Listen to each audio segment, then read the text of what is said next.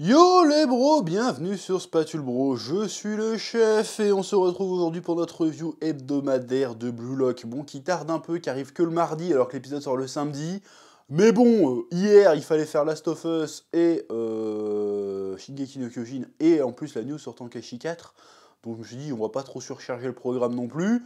Voilà. Bon, Blue Lock épisode 21 qui était un épisode... J'ai envie de dire que j'ai kiffé ma race, parce que j'ai kiffé ma race, mais en même temps, on commence un peu à se foutre de notre gueule. Oui. Mais avant, instant auto-promo, mon livre Manga Story, le manga shonen décrypté par moi-même. On y parle de les mythologies, des concepts, des thèmes, des archétypes autour du shonen dit neketsuesque. C'est un terme que j'ai inventé. Je kiffe, on y parle de Naruto, de One Piece, de Dragon Ball, de Bleach, de My Hero Academia, d'Hunter x Hunter, de Kuroko's Basket, de plein de mangas du type du genre shonen neketsu. Voilà, c'est une masterclass. Il se vend très bien, ça fait plaisir, et donc ne ratez pas cette masterclass. Donc le lien est dans la description, c'est aussi disponible dans toutes les librairies. Oui. Tu vois ce que je veux dire? C'est débile. Calmos les amis. Ah, j'aime bien ça. Ça, c'est bon. C'est la manière la plus stylée de voler. C'est pas la Superman avec les bras devant, on s'en bat les couilles de ça. Tu fais oh. Et en fait, il est éclaté comme film.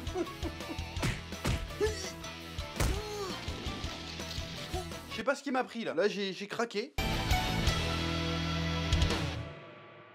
Donc, épisode 21 de Blue Lock. Alors, on se rapproche dangereusement une fois de plus de la fin de saison. Alors, je ne sais pas, j'ai pas pensé à regarder. Ouais, t'es pas professionnel, chef. Oui. Je sais plus s'il va y avoir 24 ou 25 ou 26 épisodes cette saison. Mais le fait est que cet épisode était très bien, mais il aurait pu être génial. Et pourquoi il n'est pas génial? Bah parce que l'animation est DBS-tière. Et attention, pas DBS des grands jours, hein. L'animation était dégueulassement dégueulasse. Qu'est-ce qui s'est passé? Je sais que l'industrie de l'animation japonaise, c'est très compliqué, c'est très difficile, voilà. Je sais que les animateurs, ils en chient, ils se donnent à 110% et ils galèrent. Je sais. Mais bon, je suis désolé, il faut quand même constater que c'était un peu dégueulasse et c'est dommage. Il y a eu énormément de plans, un peu de coupes, un peu en mode CGI, mais encore une fois, pas la CGI des grands jours. Je me suis dit, tiens, je regarde un animé japonais ou je regarde un épisode de Galactic Football? Alors Galactic Football, attention!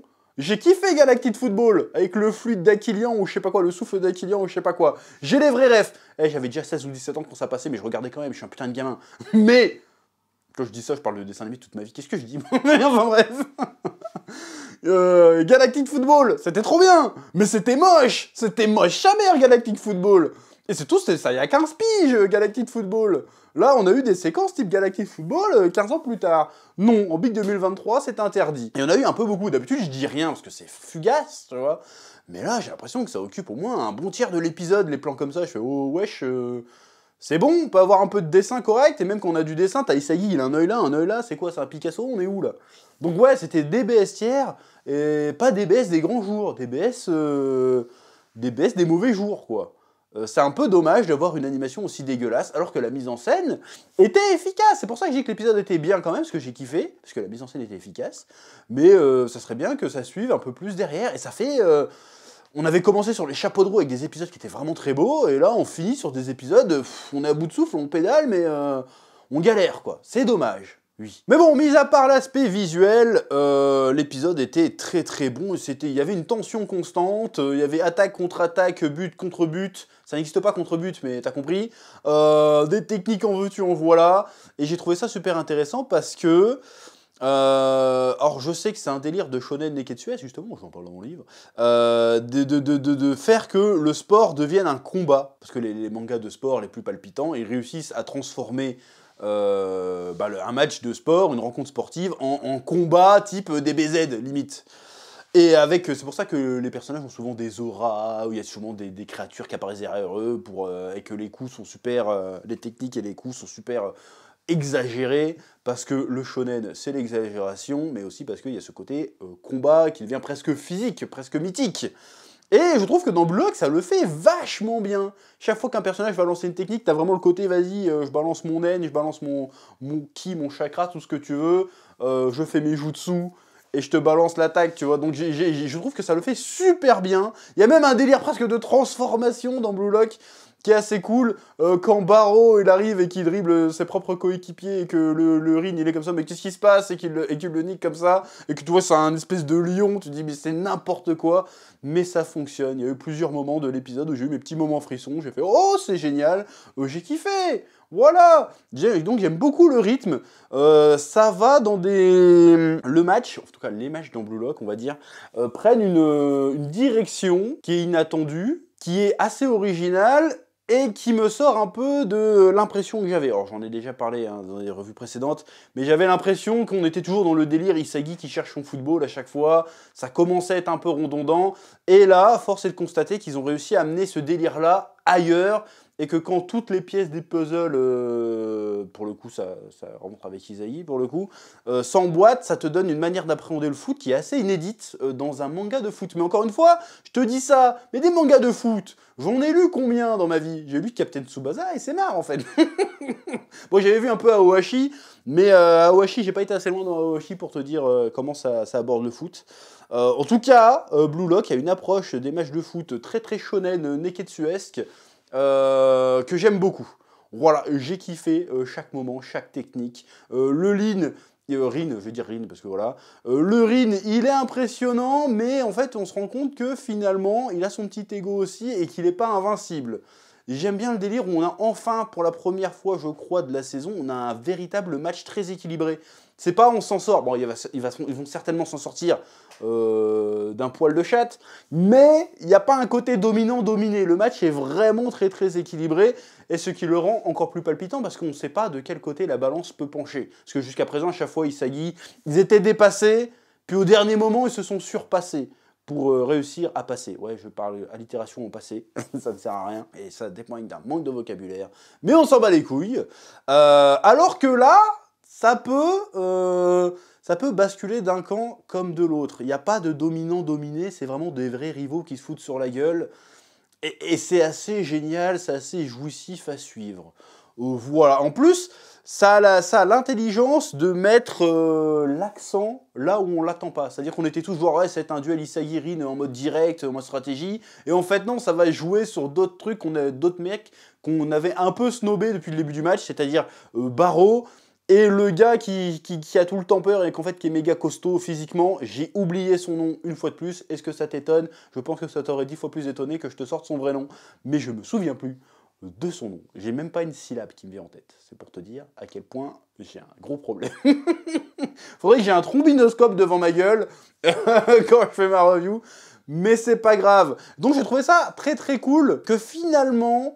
parce que le délire d'Isagi, du coup, ça va être toujours de manipuler tout le monde et de réussir à trouver la bonne stratégie, mais que finalement, pour battre le prévisible, enfin finalement, c'est pas la formule que j'allais dire pour battre le prévisible, il faut être imprévisible, mais finalement, c'est un peu con, c'est évident ce que je te dis.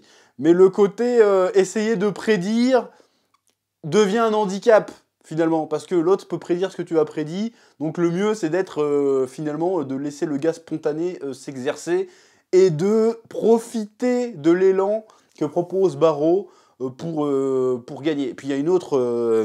D'ailleurs, j'ai remarqué un autre truc dans le match, c'est que je crois que c'est très rare, hein, même dans les matchs de foot en général, en manga en tout cas, c'est très rare de voir des touches ou des fautes. Et là, il y en a eu tout le long du match. Là, j'ai fait « Ah, enfin un peu de réalisme !» Parce qu'à chaque fois, tu les vois arrêter une attaque, et puis ils repartent direct à l'attaque, il n'y a jamais de perte de balle, il n'y a jamais un tacle un peu trop appuyé, un peu trop en retard, c'est toujours ouais, tout est propre, tout est nickel.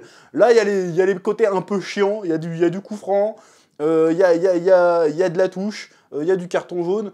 J'ai bien aimé qu'ils rajoutent un petit peu ce côté-là dans les matchs de Blue Lock aussi. Et puis il y a aussi la dimension physique, c'est-à-dire l'endurance. Le match commence à s'éterniser, parce qu'il me semble qu'il n'y a pas de temps précis pour le match, c'est vraiment le premier qui arrive à 5 qui a gagné. Il me semble, hein, peut-être que je me trompe. Et ils font, ah oui, mais maintenant il y a la stratégie et tout, mais vu qu'on se vaut d'une manière technique, on se vaut en technique, on se vaut en stratégie, on se vaut en prévision, ce qui va faire la différence finalement, ça va être notre gestion de l'effort, et notre endurance, et notre condition physique. Et c'est là que Isagi va être un peu largué, parce qu'il est moins faible qu'avant, mais quand même, c'était pas vraiment l'athlète de ouf, comparé aux autres. Donc ça va être super intéressant de voir comment tout ça va se terminer. Oui. Bon, par contre, après, je sors un peu du cadre de la review, c'est vraiment un avis plus général. Je dis, ces mecs-là, ils sont censés être plus tard, s'ils vont au bout, être tous dans la même équipe. Mais je veux dire, l'équipe, elle a plus aucun sens. Même les Avengers, ils ont aucune chance. En termes de... Ils sortent vraiment des dingueries. Donc en plus, là, ils sont qu'au niveau 1. Parce que si après... Parce que j'imagine que le Blue Lock, ça va pas rester ce format-là tout le long du manga. Mais si après, ils font venir d'autres joueurs... Mais il va falloir que ça soit des... Les mecs, ça va être des mecs qui volent, quoi. C'est pas possible, là, au bout d'un moment. Comment tu vas être plus fort que ça, quoi? Alors que les mecs, c'est juste c'est des moins de 18. Les pros et le Noël Noah, là, je crois que c'est comme ça qu'il s'appelle, le joueur français, le meilleur joueur du monde, il fait quoi? Il fait des coups de pied enflammés, il se téléporte, il fait quoi, tu vois? Au bout d'un moment. Donc je suis très très curieux de voir où ça peut aller, ce Blue Lock, où peut aller le concept. Oui, voilà, c'est à peu près tout ce que j'avais à dire. Hein. En résumé, épisode ô combien palpitant avec de bonnes idées, de bonnes scènes, mais servi par une animation un petit peu dégueulasse. C'est un petit peu dommage. Bref, comme d'habitude, je vous laisse au soin de mettre un petit pouce bleu, un petit commentaire, ne serait-ce que pour le référencement parce que ça fait plaisir. Et je vous dis à très bientôt sur Spatule Bro pour de nouvelles vidéos. Oui.